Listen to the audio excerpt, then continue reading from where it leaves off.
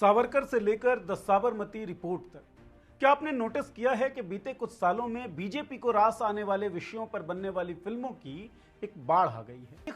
10 जनवरी 2019 बॉलीवुड के 1 दर्जन से अधिक बड़े कलाकार प्राइवेट जेट से मुंबई से दिल्ली पहुंचते हैं। दिल्ली में इन्हें प्रधानमंत्री नरेंद्र मोदी द्वारा एक खास मीटिंग के लिए आमंत्रित किया गया। महाराष्ट्र और झारखंड के विधानसभा चुनावों से ऐन पहले 15 नवंबर 2024 को द साबरमती रिपोर्ट रिलीज हुई। फिल्म साबरमती एक्सप्रेस अग्निकांड के ऊपर है।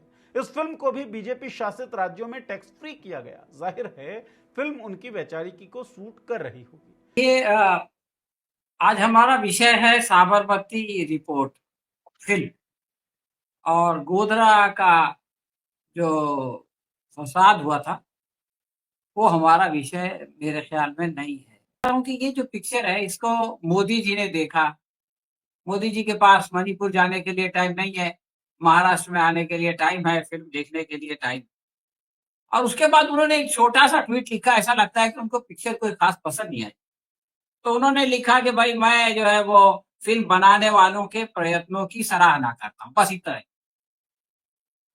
अब आप देखिए उनके साथ विक्रांत मैसी को लाके बिठा दिया गया था। विक्रांत मैसी ने कहा कि साहब ये मेरी करियर का हाईएस्ट पॉइंट है कि मैं प्रधानमंत्री के साथ बैठ के अपनी पिक्चर देख रहा हूँ।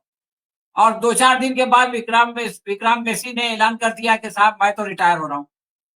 यानी ये कि हाईएस्ट पॉइंट पे पहुंचने के बाद अब क्या है, जाओ उधर पहाड़ पे बैठो, जैसे जिसकी तैयारी कर रहे हैं मोदी जी।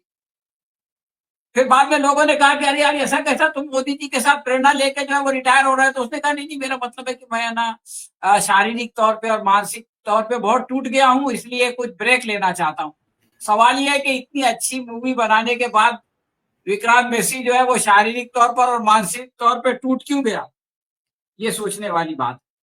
एक और मंत्री है मयंक नायक साहब, उन्होंने पिक्चर देख के ये कहा कि साहब सच्चाई को पेश करने की कोशिश की गई। भाई सच्चाई को तो पेश करने की कोशिश जो है वो बीबीसी ने की थी और उसने 2 डॉक्यूमेंट्री बनाई थी बिल्कुल फील्ड में जाके। यानी उसके लोग मैदान में जाके उन लोगों से मिले कि जिन लोगों ने दंगा कराया था, उन लोगों से मिले जो दंगा पीड़ित थे, और उनकी फिल्म बनाई, उनकी वीडियो बनाई और उसको पेश किया। तो जब वो सच्चाई आई तो हमारी मोदी सरकार परेशान हो गई। और मोदी सरकार ने पहले तो बीबीसी को डराया धमकाया, तो बीबीसी तो इनके डराने धमकाने में आने वाले थे नहीं, तो इन्होंने उस फिल्म पे पाबंदी लगा दी, उसको बैन कर दिया। जेएनयू के स्टूडेंट्स ने कहा कि हम फिल्म देखेंगे, तो जेएनयू की बिजली काट दी गई। इन गधों को ये नहीं मालूम कि आजकल के जमाने में फिल्में जो है वो मोबाइल पे देखी जाती हैं, और मोबाइल अगर चार्ज हो तो फिर इसकी जरूरत नहीं पड़ती आपके बिजली की। तो जेएनयू के स्टूडेंट्स ने जो है वो धूमधाम से उस फिल्म को, सच्चाई को देखा। देखिए बात दरअसल ये है कि ये जो गोधरा कांड है ये मोदी जी के माथे पर एक कलंक है, और जब भी वो उसको धोने की कोशिश करते हैं तो उसकी कालिक जो है इनके पूरे चेहरे पे फैल जाती है। मोदी जी ने ये कहा था, जब उनसे पूछा गया कि गोधरा के मामले में आपको किसी चीज का अफसोस है, यानी 1000 से ज्यादा लोग मारे गए, तो उनको किसी बात का अफसोस नहीं था। उन्होंने कहा था कि मेरे को सिर्फ इस बात का अफसोस है कि मैं मीडिया को ठीक से हैंडल नहीं कर सका। अब उन्होंने पूरे मीडिया को कंट्रोल कर लिया है। इस फिल्म का हीरो जो है वो एक रिपोर्टर है, और वो जो है वो फिल्म को, वो उस कांड को देखता है और उसके बाद उसका चैनल वाला उसको जेल में डाल देता है। आज हर वो रिपोर्टर जो मोदी सरकार के खिलाफ वो करता है, कुछ बोलता है, उन सबको जो है वो चैनल से निकाल दिया जाता है और जेल भी भेज दिया जाता है। तो जो इस फिल्म के हीरो के साथ ये लोग बता रहे हैं कि अन्याय हुआ था, वो अन्याय मोदी सरकार में आम है, और रवीश कुमार जैसे कई लोग जो है वो अपने चैनलों से निकले हैं इसी वजह से।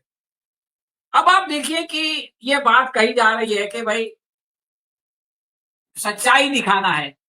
तो अभी इन्होंने कहा था, रत्ना जी ने, कि सच्चाई दिखाना है तो आप उरी का सर्जिकल स्ट्राइक दिखाते हैं, लेकिन बालाकोट ब्लास्ट पर कोई फिल्म तो दूर, सरकारी रिपोर्ट भी नहीं बनती है। अरे भाई इतने सारे हमारे बीएसएफ के जवान उसमें मारे गए, कम से कम इन्वेस्टिगेशन करके एक रिपोर्ट तो बनाओ कि वो धमाका कैसे हुआ।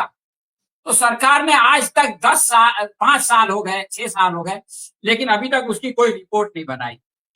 अब मैं ये कहना चाहता हूं कि देखिए इस फिल्म ने अभी 3 हफ्ते हो गए। आजकल की फिल्में हफ्ते 10 दिन में पूरा कमाई कर लेती है।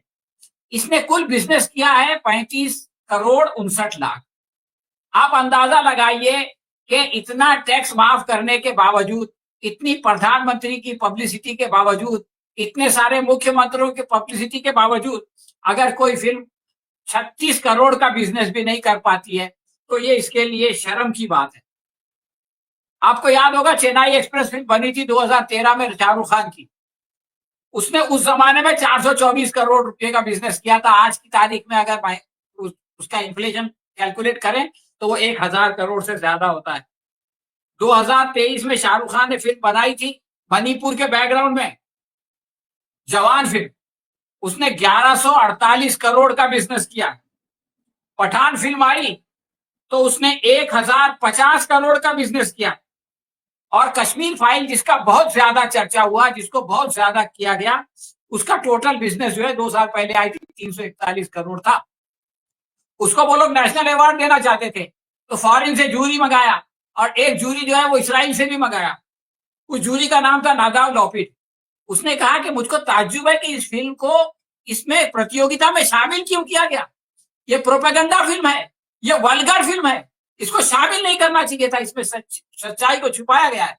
और उसके साथ जितने जूरी थे वो सब उन्होंने कहा कि ये जो कह रहा है ये सही है। तो इनके जो प्लानिंग होती है कि भाई हम जो है वो सारे लोगों को वो कर देंगे।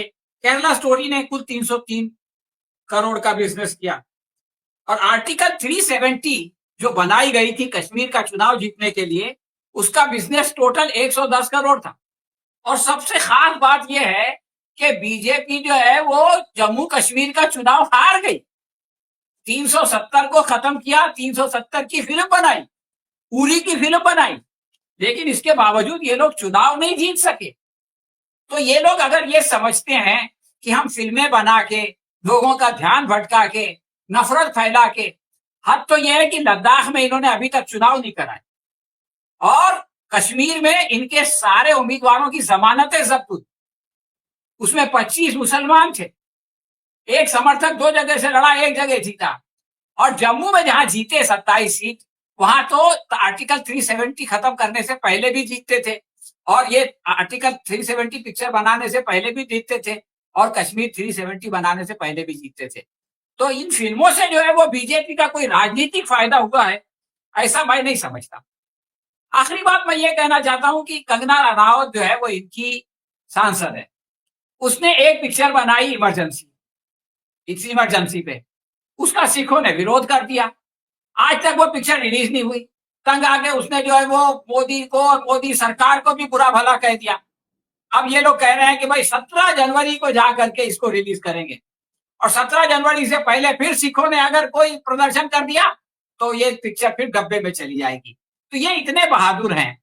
अगर यही काम कांग्रेस करती तो कहते कि बदला ले रही है, लेकिन खुद मोदी सरकार खुद अपनी सांसद की फिल्म जो है वो नहीं दिखा रही है, इसलिए कि उसमें सच नहीं है और वो जो झूठ है वो सिखों के खिलाफ है। अगर वही झूठ बेवकूफ कंगना रनावत मुसलमानों के खिलाफ बनाती तो उसकी पिक्चर कम से कम रिलीज तो हो जाती, फ्लॉप भी होती।